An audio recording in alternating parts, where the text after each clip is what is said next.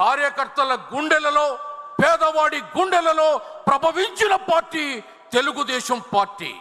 ఇటువంటి తెలుగుదేశం పార్టీకి ఈవేళ మనకు లభించినటువంటి యువ నాయకుడు, తనువులో అణువణువులో తరతరాల పోరాటం.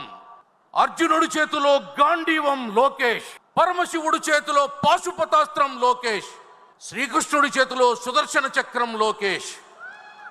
ఆనాడు మన్నెం పితూరి వీరుడు అల్లూరి సీతారామరాజు బ్రిటిష్ వాడికి సంధించిన మిరపకాయ బాణం లాంటి వాడు మన లోకేష్. అటువంటి లోకేష్ మనకి రక్షకుడు. నందమూరి తారక రాముడు మనకి దేవుడు. నారా చంద్రబాబు నాయుడు గారు మనకి నాయకుడు. అప్పుడు ఇప్పుడు ఎప్పుడు కూడా. అందుకే ఈవేళ ఈ కడప నేల ఈనిందో అన్నట్టు గడప గడపకు ఈ కడపలో పసుపు రంగు పులుముకుంది. ఇది చంద్రబాబు పూరించిన విప్లవ శంఖం.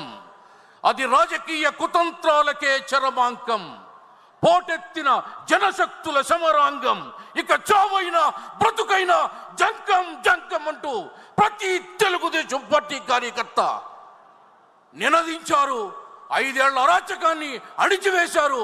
ఈ కడపలో కూడా 7 చోట్ల ఆ వైసీపీ పార్టీని అతల వితల సుతల తలాతల మహాతల రసాతల పాతాళ లోకానికి తొక్కేశారు. అందుకే మీ అందరికీ